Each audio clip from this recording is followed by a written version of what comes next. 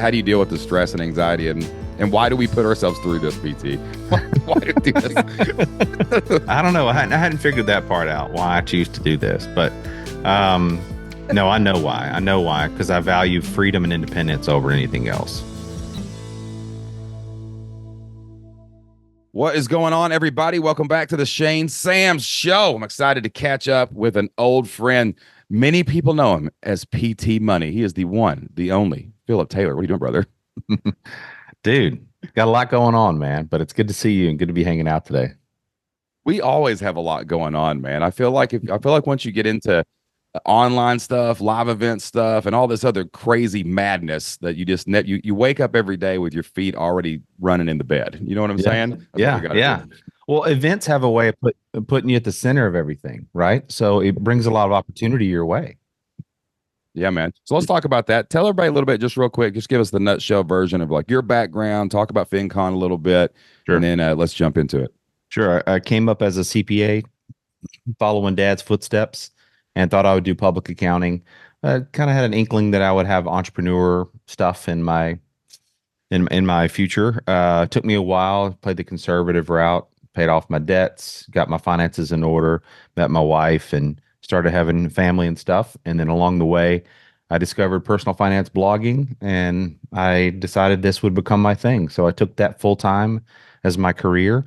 A year later, I had the idea to get together all the bloggers, and that was the bigger idea. And that was FinCon. You already referenced it, but that's a 13-year event we've been running now with a small team. And that brings together all the now personal finance content creators out there. So we've expanded beyond just blogging to podcasting and YouTube and TikTok and all the mediums, but everyone kind of producing good content online in the personal finance space we bring together. Since then, I've expanded into a couple other things. In the past year, actually, has been a lot happening. We can get into some of that, but that's kind of the bread and butter of how I came up as a blogger and event owner. It's funny. Two things that always stand out to me is one, I kind of had the same path. Like my dad was an insurance agent, and my brother went into the agency. You know, they did the classic, well, I'll take this town, you take that town, and we'll both be under the dad umbrella, right? The Dale Sams Insurance, that's what it is.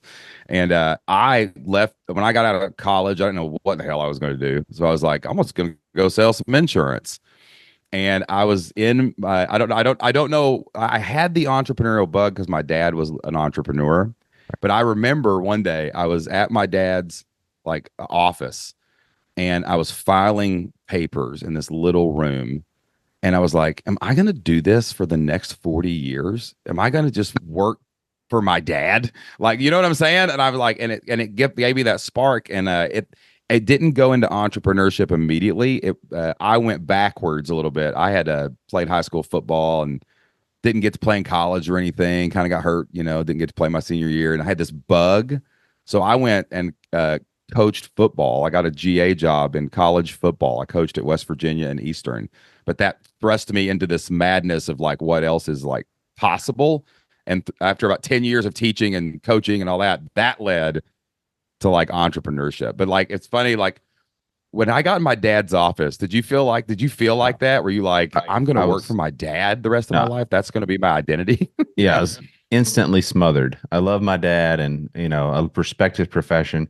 And because he was his CPA and had that always, the ups and downs of our life and his career, he was always able to take care of us and, provide for the family with that. And so I respected heavily, but man, it just wasn't for me. I knew I needed, I guess maybe a little more, I don't know. The deal with CPA firms is, as a junior, you come in and you're asked to basically be a wise entrepreneur and take care of all these other business owners. Well, I'd never really run a business in my life except my lawn mowing business early on.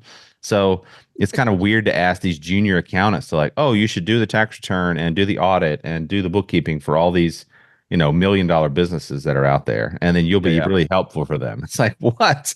Like that's so backwards, So it was cool. I found myself looking at those other entrepreneurs and saying, oh, this looks like a cool business to run, or, ooh, this looks like a cool owner. I should go try to be that person. I never looked to the partner in the firm and said, that's who I want to be, because I saw the hours they worked. I saw, kind of the annual cycle of the grind, and just didn't have much of an appeal to me. So yeah, I always knew there was another way, but I was so conservative.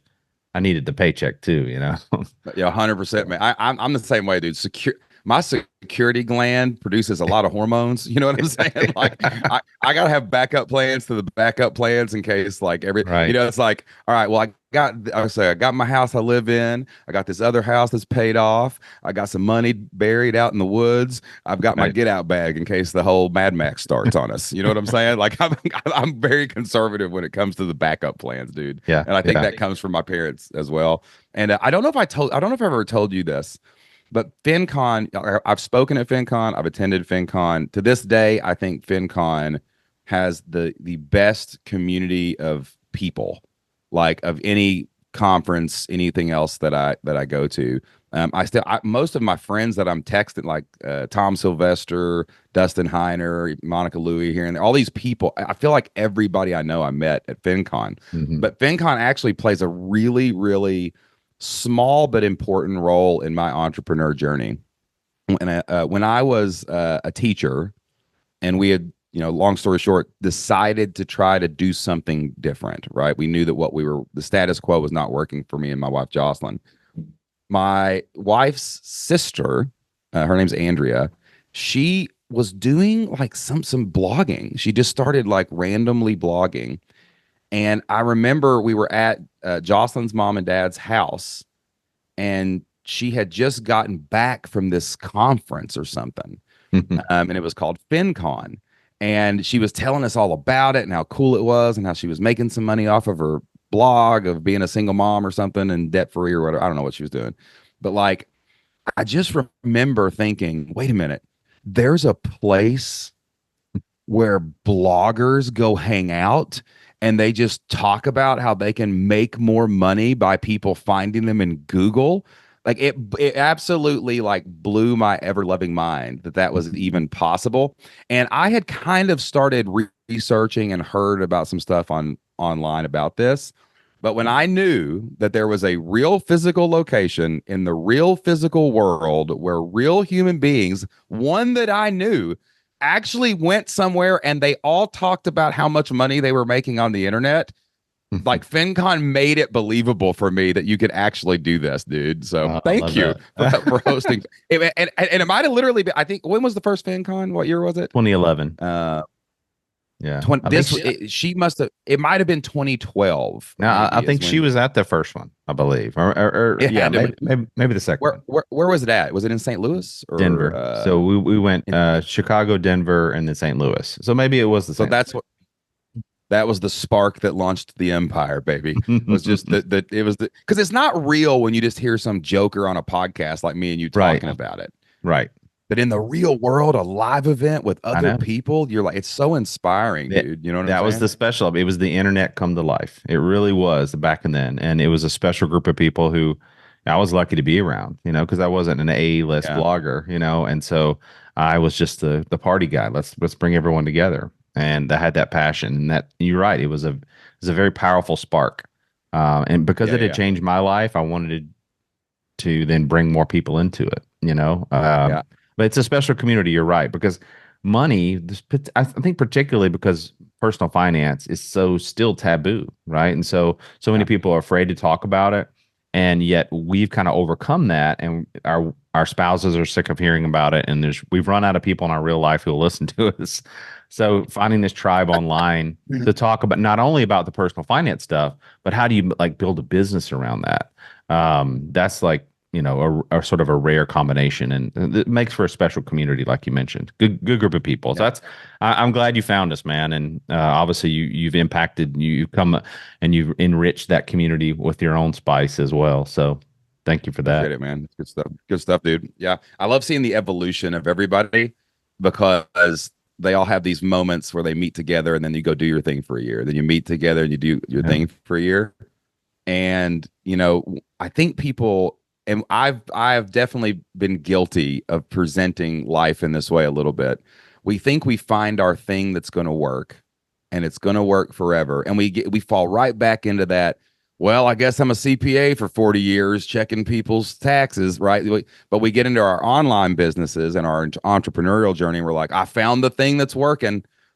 But then like 3 years later, you're like, oh crap, this doesn't work anymore. You know Yeah, what I'm saying? yeah, So you gotta change. And I sure. love seeing the evolution. I don't think anyone I met at FinCon is doing the exact same thing from 5 years ago, like Right. when I met them, but they're all growing, they're all expanding, they're all still excited, still energized, and they've got that like check in every year. Now, Yeah. 2020 blew up live events, Right. and I've got an interesting like live event journey after that. Have we recovered from that yet? How are you feeling the live event industry is after the shockwave of not being allowed to run live events for a couple years? Is everything growing back? People excited to be back out? Like, So that pent up year where we had time away from events created a couple things. It created a lot of people kind of generated new ideas for events because they had either never been to one or were just anxious to kind of find a new tribe. Maybe even because through their new life in COVID, they found kind of a new tribe, and so there's like, well, now we got to get these people together. So there's actually been a boom in events. And then there was sort of the mhm. revenge return to events, which we kind of saw in 2022. So there was this big pop of like, I hadn't been anywhere in a couple of years, man. Let's just go. Let's just go. And there's been a slow trickle of that. But man, there was just a whole bunch of new communities created. Discord came out during that time, Circle, a lot of these sort of alternative anti-Facebook group communities popped up where new people were starting to share ideas, and so it wasn't as the path to community and events wasn't as sort of I don't know if monolithic is the word or homogenous, what Yeah, word I'm looking for there, but basically single track way to kind of develop a community. It became very spread out, right? And yeah, so a lot of events have now popped up, and the competition for the folks who want to come to our show is just through the roof. yeah, So because of that, also because of kind of the stuff that I think what happened with me in 2020, a yeah, combination of those two things kind of suppressed our pop back in yeah, 2021, 22. We're still doing great as an event. We are continuing to grow, both on the sponsorship and exhibitor side as well as attendee side, but we have not returned to 2019 levels personally. We've yeah, got a ways to go to kind of get back to that point. And I don't know if we'll ever be back there because back in 2019 we had the fire movement with us. We yeah, had um, uh, credit card marketing industry with us. We had a bunch of these places that are now sort of they have their own events that serve yeah, them probably a lot better, admittedly. yeah, And we as FinCon ended up becoming this house for a lot of people because it was such attractive community, like you said. A lot of people kind of came into it in our orbit into our orbit. So, we haven't recreated that intense gravity, I guess, that we had back in 2019. But I would say the events industry has never been better, man. It's in a really good spot. Well, I spoke at Dustin Heiner's new real estate event Mm-hmm. back a couple months ago. That event is growing very well. I've got a lot of friends that did a couple like smaller live events because they were like doing that. And then in 2020 I got a call from an amazing friend. His name's Joe, and he wanted to start a live event company, and I was like, bro, there are no live events right now. Like I'm watching FinCon cancel. I'm watching social media marketing world cancel. I'm watching freaking podcast movement. I'm just watching them like dominoes, just peeling down. I'm also checking on all my friends. Like, hey man, are you on the first floor of the building or the roof? What are you doing right now? You know what I'm saying? It's like checking in with everybody. Like, you all right? Like, I'm texting Stelzner, texting all these people. Like, what's going on, man? And all this stuff keeps getting canceled. We had a live event. We had done our own live event in 18 and 19, and the week everything got shut down, I was about to sign the hotel contract, and you know how that goes. They Yep. might not let you out of that. Some people did not get out of it. We were so blessed that we had my procrastination saved me, man. Like I was like, everybody's like, don't be a procrastinator. I'm like, listen, let me tell you a story about procrastination that probably saved me $100,000 in fees, right? But then he was like, let's start a live event. And I was like, why do you want to start a live event now? And it was really interesting. He was like, because I know it's going to come back.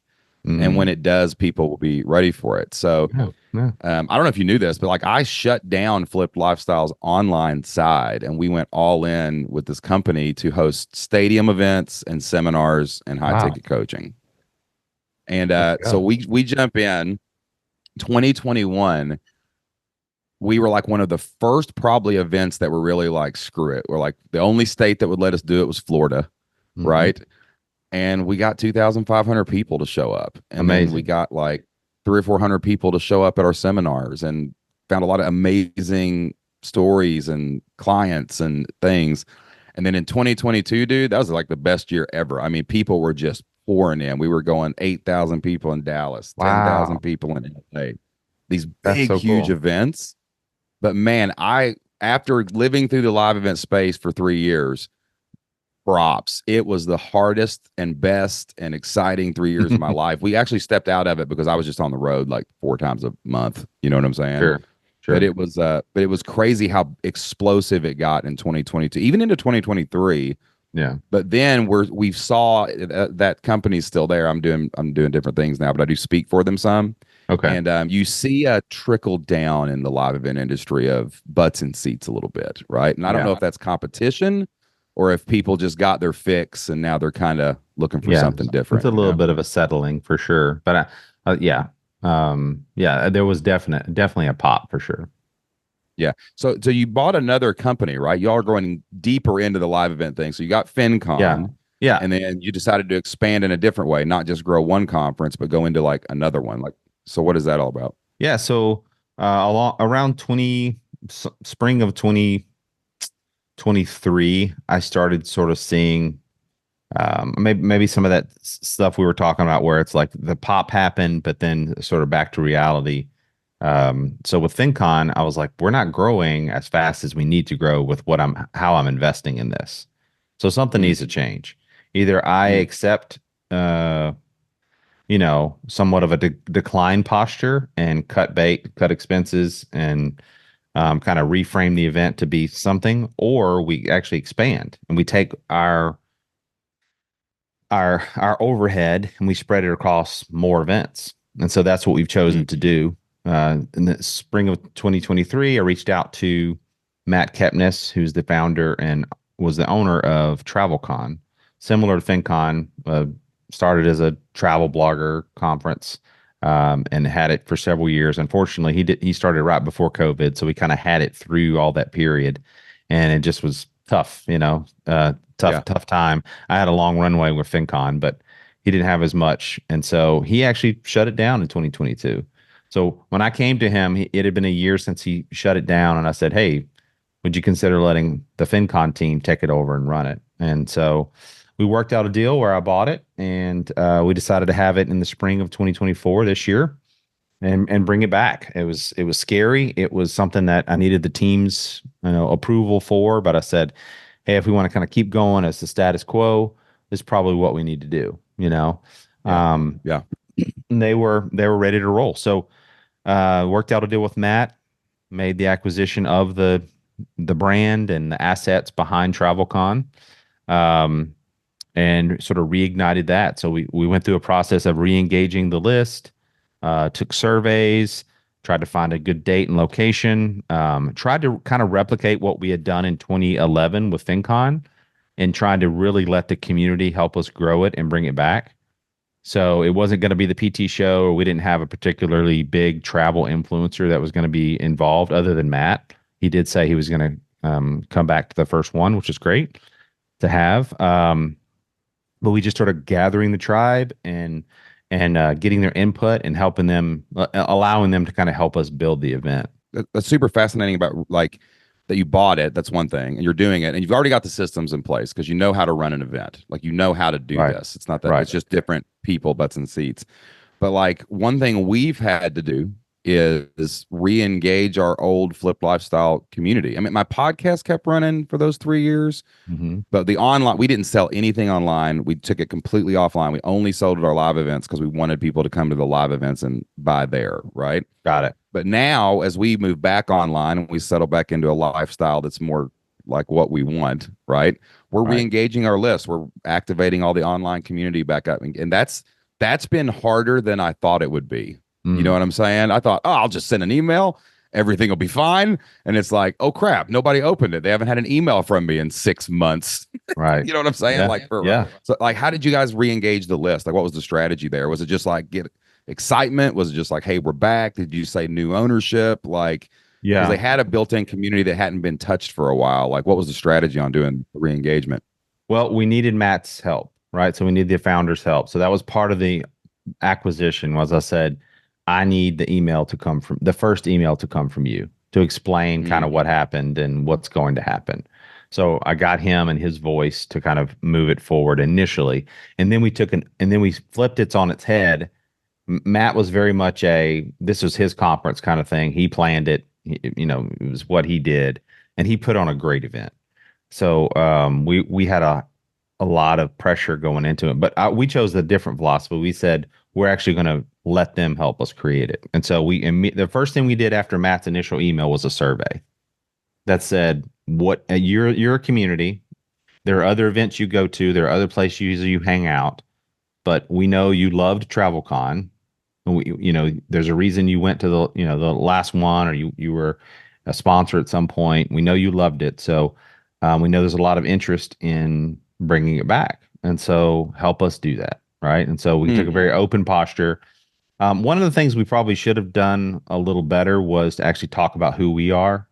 Post 2020 FinCon, we took a posture of like sort of being very, very behind the scenes and just letting sort of the FinCon brand stand out and be forward, and not necessarily who owns it or who's running it or whatever. It's just an event. Most people don't care at a certain right. stage who's behind an event. They just go. So for better or for worse, we took that posture. And so with TravelCon, we probably should have been a little more, here's who we are, here's who you're going to be buying a ticket from and all that. But we didn't do that. And I might kind of regret that, because when they finally got to know us at the event, it was a little challenging, because they still kind of weren't sure who we are. So we still had, at some point, you have to kind of explain who you are and what your mission is and what your goal is. And at the event's a great place to do it, but I feel like it distracted from the main reason they were there, which was to learn and network and grow and build their own And grow their stuff. travel businesses Instead, we spent online, the right? first kind of 5 or 10 minutes saying, okay, here's who TravelCon is, and then kind of here's who we are. What was the guy's name that owned it? What was his name? Matt You said Kepnes. Yeah. it's like Matt comes out and goes, "Hey guys, you remember that email? You're here now. Bye." And he just like, Right. "Hey, I'm PT." Yes. Like, Yes. wait, what? Yeah. What? Yeah. So It's like you signed up for a date with a girl that you've been trying to date for a while, and then you show up and she's like, "I'm Cindy. Thanks for you're right. coming, but Yeah. meet my friend Rebecca." You're right. It was a little catfishy. Yes. Um, Right. catfish event. That's like, No. hey guys, I know you were coming to TravelCon, but welcome to Catfish Con. We're here for you right now. No, it's great community of people, and we love getting to know them through interacting a little bit online, but we probably should have done more. But yeah, the survey is what we did. Then we opened up open source speakers, so we allow people to kind of share their ideas with us and let us know what they wanted to share on stage. I went to a bunch of other conferences. So I went to CardCon, I went to the Travel Summit, we went to Women in Travel Summit. So we kind of got out there physically as well to kind of meet and know a lot of the players. Of course, there's a lot of bleed over and crossover from FinCon, both from Yeah. the frugal travel space or budget travel space, as well as like what they call reward travel, card marketing, and all that stuff. So there's some people we engage with from our core FinCon community, to work with us on that event as well. So we got out there, and luckily, it was a big list. We spent some money on some Facebook ads, and we built that thing up to 550 people we had in Portland this past May. So we're real Yeah. proud to relaunch it, and then we've got the next one teed up for next March in Tucson. So It's I think one of the hard, the only problem that most people have to solve in their business is discovery, like leads. Like, how do you get people to even know you exist? right, But I think it's hard to explain the getting a butt in seat for a conference, getting a yeah, butt in seat for a live event to people. Like, it's a heavy lift, man, to get people to even if it's just a 1 day event where they don't spend the night, like to Right. get people to get up, get in a car, drive to the event, or get on an airplane, fly to the event, get a hotel room, leave their family. Like it's like the hardest thing in the world to do, but then it's the most rewarding because people are in one place together, you know? But it's Yeah. freaking hard to get 550 people to come to a conference, dude. It is. It's one of the only businesses, and most events are like this, but especially conferences where they're spending three, maybe even four times as much in expenses to buy your Oh yeah. product, right? Yeah. And you can't, you have little control over those other factors. So, Yeah. who knows what they have to spend to get to even buy your product, which is Yeah. crazy to Yeah. say. So, Yeah. and so that's I probably a actually lesson there. It's like the more you can fix that for them, the more you can give them more assurance and what that other price is going to be, then the easier it is will be to buy, your ticket. But that's how they perceive the purchase of your ticket. Even if you have a $300 ticket, they know in their head they're spending $2,000 to come to your oh yeah, event. for sure. So I budget that for all my live events because I treat live event more like a marketing expense for us right. because it's like I'm Yeah. out networking, doing things, all that good stuff. But it's like, okay, PT's charging me $500, and then this hotel for 3 nights is going to be 200 a night or whatever. And Yep. then crap, that's in another time zone. I got to go get an airplane ticket. Yep. You know what I'm saying? And then you're missing stuff while you're there, Right. right? Everybody thinks they're going to work in their hotel room in the morning on their blog or whatever. No, you're not. You're going to get up and go eat breakfast with somebody, and you're going to go to an event. You're going to sit around in the tables and all that Yeah. good stuff. You know what I'm saying? Yep. But man, it's like you're actually selling a high ticket product, even if it's a low ticket Hmm. price. And so Yeah. you got to do that. Yeah, yeah. I love the re-engagement strategy. I wrote this down like because I don't think I've done this yet. Is explain what happened, explain or re-explain who we are, and then I loved what you said. Let them help you rebuild. Yeah. Like let the community like tell us what you want, and we'll just go build that for you. And then you said you wanted this, so you can't say no now, right? Right. Yeah. And then be as upfront and transparent as humanly possible with the Right. people that you're trying to re-engage. Yeah. Yep. Because re-engaging an email list is another uphill battle. I mean, if you haven't emailed a list in 6 months, you may as well have never had the list. I mean, it just feels like your open rates used to be 30-40%, and then you come back and you're like, seven Right. people opened an email. Oh Right. gosh, that is not the asset that I thought it was. You know what I'm saying? Right. Yep. Totally. Yeah, it's crazy. So what else you got going on, man? Like you've got your blog still, and I find it fascinating that you still blog and that there's apparently a lot of people still blogging because I feel like everyone I know does one of like three things now. They either have ads to cold traffic, which I freaking absolutely hate because I feel like every cold client that I get sucks. Sorry, Mm. we out there for anybody who loves cold clients, but like it's like the people who listen to my podcast for a year and then join or hire me as a coach is a totally different human being and relationship than Yep. just straight ads. But I feel like everybody does ads, YouTube or podcast just to get the Yep. clips for YouTube, right? Yep. But like you still do you still see people out there blogging? Is that still a functional thing on the internet that people are making a living off of? Absolutely. And people are fighting through this latest Google algorithmic change. It's Yeah. it's less attractive to a new person coming to the space because it's a grind to get going. There's so much competition now from mainstream media sources and legacy corporations. Um, but I still think there's a pathway for like cutting edge type of information. So if you're covering a topic and if you can stay kind of on the forefront of it, then you Mm. can pick up that like not newsy traffic, although there is newsy traffic. I'm talking about like so specifically for the finance space, like new fintech products that come out or new fintech uh, sort of verticals that come out that the corporate groups are just slow to pick up on. So if you're a fast Gotcha. mover, you can blog. Or if you're nuanced, super niche, you can blog as well. Trying Mm. to be a mainstream big nerd wallet 2.0, in our space, that would be a huge lift, and that would take like a Yeah. big branding exercise, and it just would be a long, long battle. So if you can stay niche, if you can stay on the front edge of topics, I think you can do okay. For me, it's a business that I have so much sunk cost in, and it's still mailbox money. So,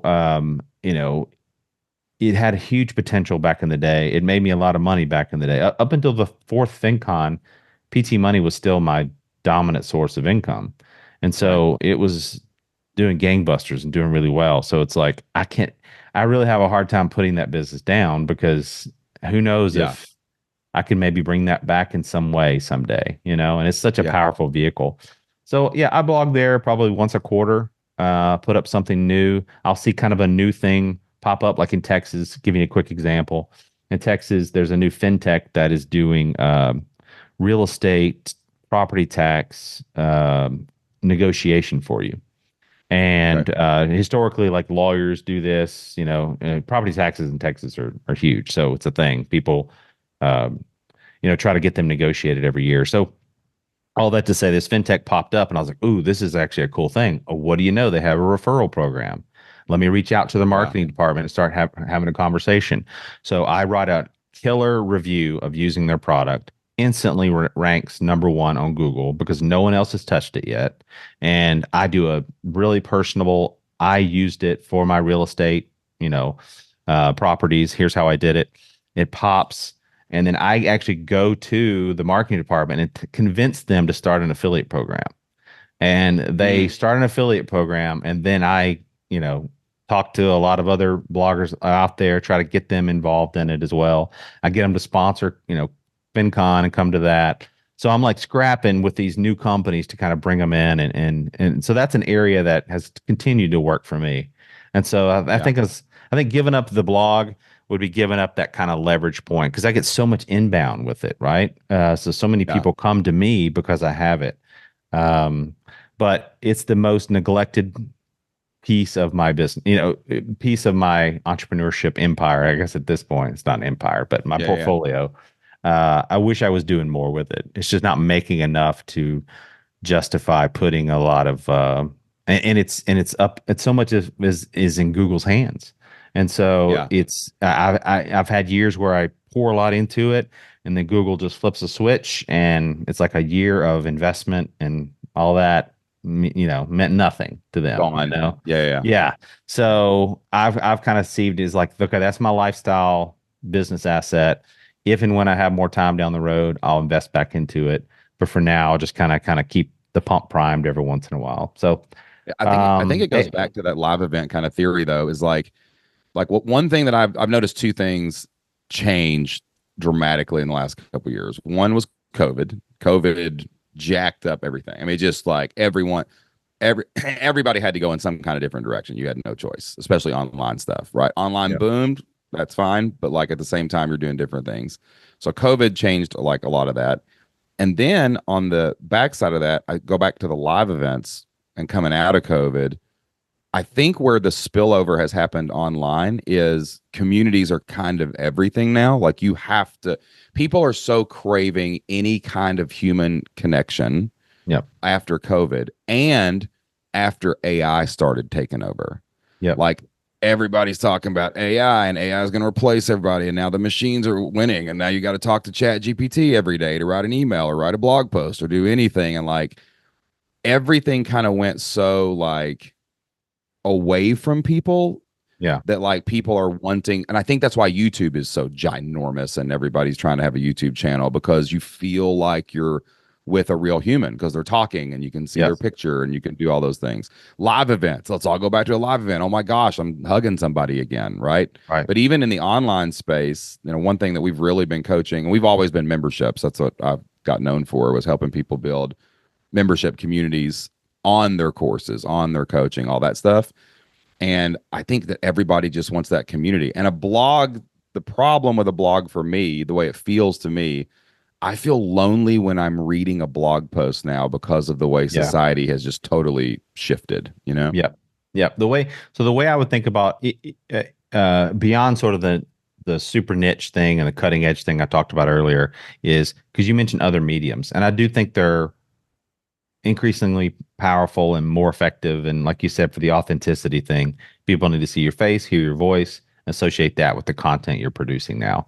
So I think a blog fits in perfectly because if you're a person who likes to script your content, Mm. well, then your script is immediately a blog post. So it can be a part of your content ecosystem, not the main driver. But if you're producing that piece of content, you should have the written version of it to go along with it. And Yeah. that's what I think a blog could be going forward, is essentially where you house your polished up scripts, right? So you create the script for your solo podcast that you put on video, that you get on YouTube, that you cut up in clips, and then you give that script to an editor and say, turn this into a blog post. And that's kind of like I would say that's kind of the perfect way a blog can still be relevant for folks. Yeah. Yeah. And then that can be newsletters on social. Oh, right. Cut it up into social as well. Newsletters have obviously in some ways replaced blogs. So a lot more people are spending their time creating that script in a newsletter format and using email to distribute it, because they've given up on Google helping them distribute it or social helping them do that. And so they're kind of funneling that same type of content through newsletters. And so I talked to a bunch of newsletter writers now who've been doing it since COVID, and they don't even know what a blog is still. But they've got this newsletter with 100,000 readers to it. It's like, well, you're actually doing blogging. You're still blogging, bro. It's just a different name. Yeah. Right. It's kind of the old school. Yeah. It's kind of the old school RSS version of blogging, where it was literally about like people subscribing and getting this information on a regular basis from you. So the newsletter in a lot of ways has superseded what blogs are, but I still think there's room for an SEO approach to content, and we still need human content out there. So put your content in blog format too, and get it up. We've found, like, I just interviewed an amazing lady the other day. Her name's Kim Heinz. I met her at an event. It was actually a little mastermind that some FinCon guys were holding up in Chicago. And so I flew up there and I watched her presentation, and she was crushing Instagram, just like crushing Instagram. I mean, just spitting out deep relational high ticket clients on the back end of her funnel. You know what I'm saying? Like, she already, the sales process was so much farther along by the time she got the sales call done. And it was all through Instagram. She was talking about some of her systems. So I was like, hey, will you come on the podcast? I want to interview about this. So I started talking to her. And as she was talking, about 30 minutes in, it just hit me. I was like, wait a minute, you're blogging. You're just blogging on Instagram. Like, that's what you're doing. It's the platform that's changed. It's not this thing that we used to call blogging. I mean, it was like deep research, big, long post, infographic in the Instagram thing.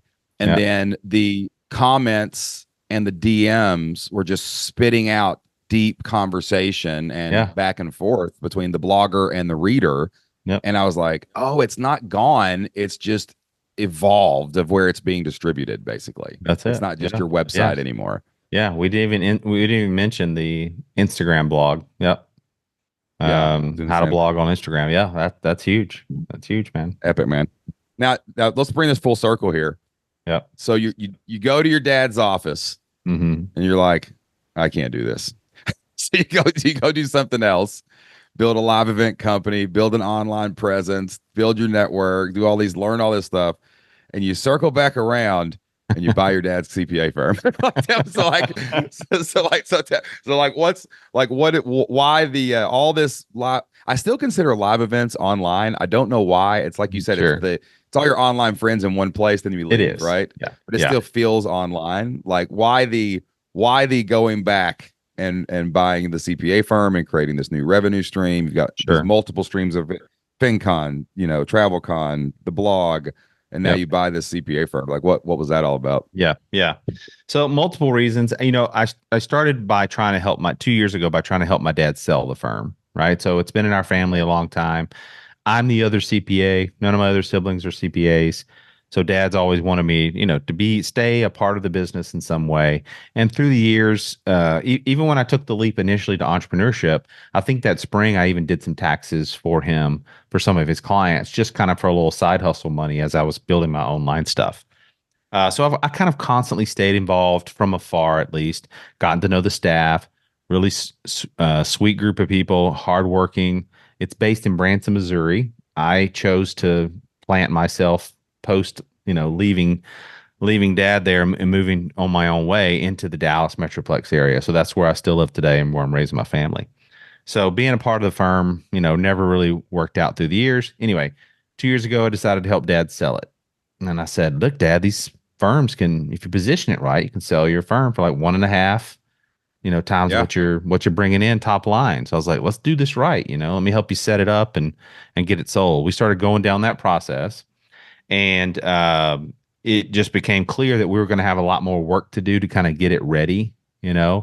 Also, my dad just never really felt good about doing that to the staff, selling it kind of out from under them. None of them are CPAs yet, and so he could not technically sell it to them. There needs to be a CPA partner as part of owning a CPA firm. One of the partners, the majority one, needs to be the CPA. Yeah. And so he's like, well, you sure you don't want to buy it? And I said, no, dad, I don't. I was frustrated with him because it's like, I felt like he wasn't acknowledging my entire career when he said that to me.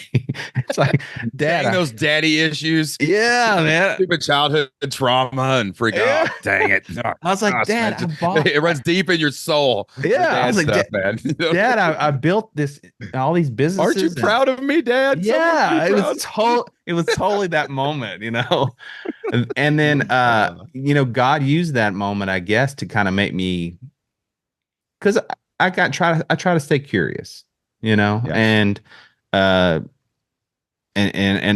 humble, I guess. And so I went home, and after I was kind of upset with that, I kind of was like, well, what would that look like? And then I started going down the rabbit hole of what accounting firms are like these days. Because it was like, not every accounting firm is owned by a 74-year-old man. What are the other ones that are out there? What are they? So I went on this whole rabbit hole of what new firms are doing. They're virtual. They're where all the teams are distributed. They're niche. So they've chosen a particular type of client or type of service they want to provide.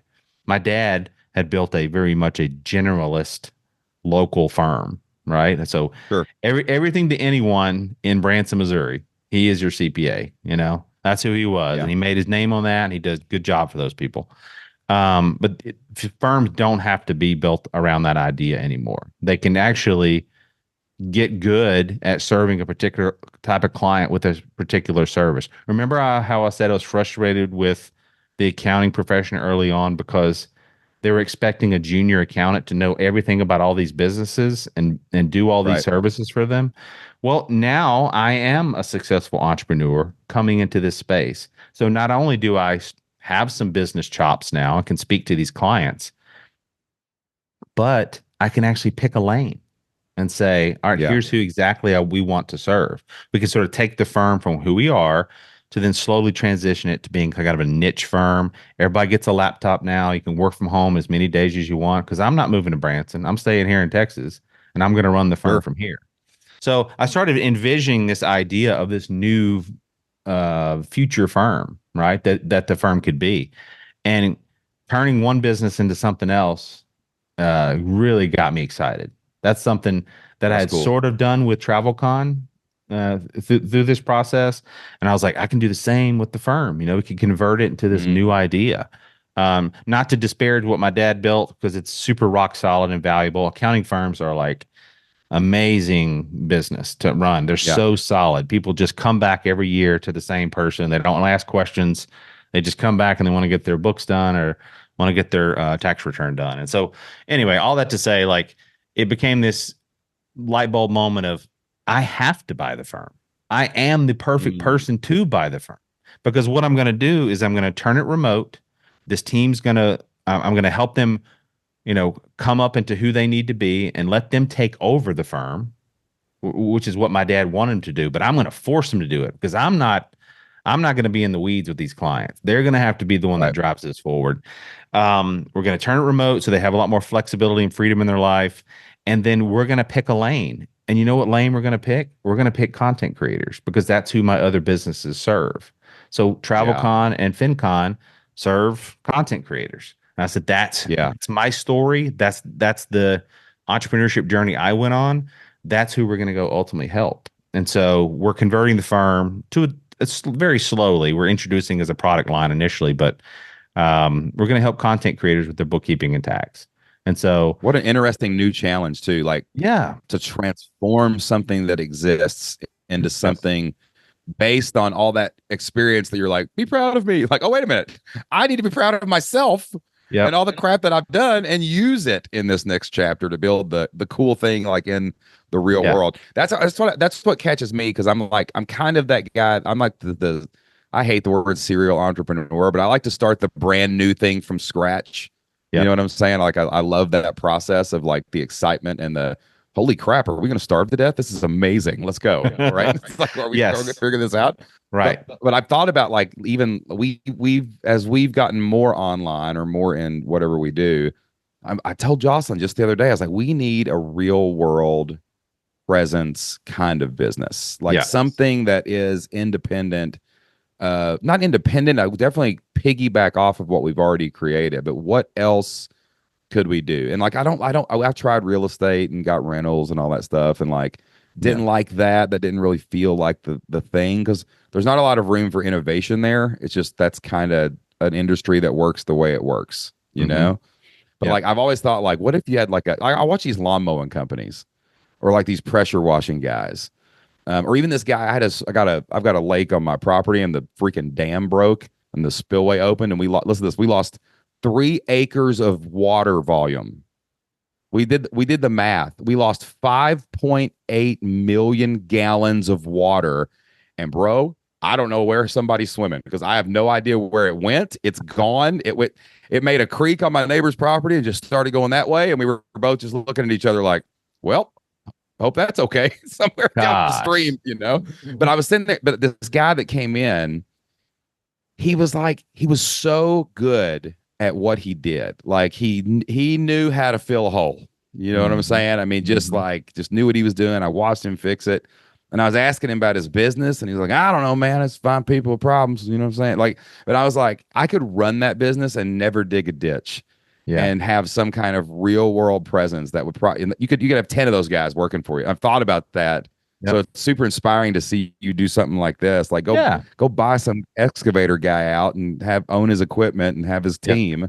Then like Yeah. you actually kind of lead them and apply what you've learned on in your entrepreneur journey to something like that. And then you got a real world Right. cash generator, man, just like you would online. You know what I'm Yep. saying? Yeah. Yeah. Absolutely. I like that real world mentality, and I agree. And a lot of people in the personal finance space are kind of reaching for that too. They're sort of going back to financial coaching, or they're trying to get their CFP so they can actually like start helping people invest. So Yeah. the information economy is sort of I don't want to say dying, but information is just it's just everywhere. What people need Yeah, man. typically is help making decisions and help being accountable and systems, right? And so if you can play in those three Yeah. spaces, some kind of accountability, some kind of service, or some kind of system, and then if that service system or accountability can be distributed broadly over the internet, Yeah. then great. That's even better because then it can scale. And I'm a firm believer that most things can Yeah. scale. I mean, you see guys who start pressure washing companies and they end up taking it nationwide. It's like this big, Yeah. but then you got to sort of learn about the real world stuff, can be challenging too. But it's for guys like us, Yeah. it's Your all entrepreneurship is picking up a bucket of challenges. That's all it is. When you decide to start a business, yeah. So, you're doing that. if I could have timed it perfectly, I wouldn't have done the CPA firm and TravelCon both last year. I would have done TravelCon earlier, and knocked that out. Yeah. So I've been to this year where I'm trying to like get these new things, over the finish line, and it's been brutal, man, because I've had to Yeah. learn to lean on my teams a lot more, to learn how to just when you got this kind of setup, you cannot get stuck in the weeds. But Mm, these businesses also need a push from a mm, developer, from someone who's like, kind of creating new things with it and moving them strategy wise. And so I've never been more stressed, in my life. I've never felt more challenged and pushed and inadequate. So I'm learning a mm. lot, man. How do you So deal with that? How old are you? Are we I'm the same age? How 48. old are you? 48. Okay, I'm 46. Yep. And I swear the older and more competent I get, the more insecure and brutal things feel. You know what I'm saying? I don't know what Yeah. it is. And we've been on a mental health journey, and man, for the last 2 or 3 years, like really wrestling with all that stuff. Hmm. Like just to wrap up here, like how do you because I think people listen to these podcasts and they email us and they see the glorious Right. Instagram posts and the fun and all that. But like, dude, some days you wake up and you're Yeah. like, why is my anxiety 190 out of 10 right Right. now? Even Yeah. though it should. How do you deal with the stress and anxiety and why do we put ourselves through this, PT? Why do we do this? Yeah. Yeah. I don't know. I hadn't figured that part out why I choose to do this, but um, no, I know why. I know why because I value freedom and independence over anything else, and so that's why I choose Amen. to stay in this lane. And you get used to the ups and downs in entrepreneurship, and you actually learn to like to ride the wave, so to speak. And so I've kind of Yeah. figured that about myself is that I kind of enjoy that ups and down. But man, it has been brutal and going into it, I knew it was going to be a heavy season, and so I did last summer. Last summer, I did what was it, the 75 hard challenge?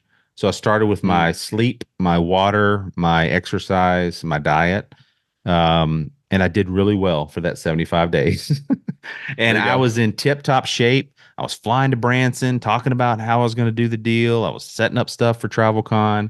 I was crushing it, man. And then FinCon hit last year, and we kind of launched everything and made all the acquisitions. And then I just sort of went into this uh, crushing, overwhelmed moment where it kind of all hit me. And so I started eating poorly. I started sleeping poorly, waking up at 4 a.m., to kind of get up and start grinding on stuff because I was panicking about it or whatever. So luckily, I have faith. So I've got my God that I know is real. Jesus Christ is my Lord and Savior. So I know my eternity is figured out, and that Yeah. helps me a lot, and I can Yeah. pray and I have a great family that I can lean on and rely on. And I have a good set of entrepreneur friends who ultimately, if push comes to shove, I can rely on. So those things are important to me. So when I'm my best self in terms of taking care of myself physically, spending time you know, kind of working on myself. But some of that goes out the window when stuff's hitting the fan and you just need to kind of step up. So I don't have a Yeah. good answer for you. I struggle. But I Yeah. believe what I'm doing is important, and I try to continue to go back to the well of why I'm doing it, who I'm helping, and that helps a little bit as well. Yeah. But then there are just tough moments too. I find this with a lot of the people I know in this space is like the admission that it's hard. Yeah, Like I think some people want to sugarcoat it and positivity their way out of it. I'm like, nah, man, this stuff's hard. Your body's sore. You're tired. You've right. got a million hats, and yeah, we do Yeah. hard things. That's And just the way life is. I really believe in the philosophy of choosing your hard, right? I mean, Mm, because yeah, I've been in the corporate life and that was hard in its own way too. I could go get a paycheck right now and that would sure. that would be hard in a different way. So Yeah, I'm choosing this hard for right yeah, now. And things are seasonal. I feel like I can see sort of the writing on the wall with where my businesses are going. I can see it down the road, being very positive. So I kind of keep that out there for myself as well. Just try to love on my kids, take time every day to spend time with them, um, and not try to get it all done today. So man. It's good stuff, dude. Well, listen, man, I love everything you've built. I love going to FinCon, so keep doing that, please, because it's a great conference. And if anybody wants to find out more about FinCon or anything you're doing, man, tell them where they can find you online. It's been a great conversation. yeah, absolutely loved it, Shane. Just Google FinCon or go to finconexpo.com and check us out. It's a great event if you're into the online entrepreneurship space. We are for the finance vertical, but to be honest with you, our content really there is agnostic. So if you just want to learn Totally. online business of some sort, you'll pick it up at FinCon. And like Shane said, it's a great community of people that we get to serve. So we'll have 1,500 folks at least in Atlanta this October 23rd to 26th at the Hyatt Regency downtown there. It'll be a good time. So Heck yeah, man. All right, brother. Appreciate you for being on the show, dude. sweet, man. Enjoyed it. All right, guys, that wraps up my interview with PT Money, Philip Taylor, the founder of FinCon. Highly recommend. It's my probably my favorite conference. Great people, great humans. You're doing anything online. I know it's called FinCon, but I'm telling you, I've learned as much speaking at that event and attending that event as any event that I've ever gone to. And if you really want to connect with people out there who are content creators, who are making their living with the words that they say, the videos that they make, the blogs that they write, the newsletters that they send out, it is a great place to get plugged in and get connected. Highly recommend going to live events. Every time I've ever went to a live event, y'all, my life changed, my business changed, my relationships, whatever it was, I always pick up amazing things by going and listening to the speakers, by meeting the people that are at the conference. And it's always a great investment when you get out there and you get with real people in the real world. All right, y'all. Thank y'all so much for listening in this week. That's all we got for this Shane Sam show. Till next time, get out there, take action. Light it up, y'all. See you then.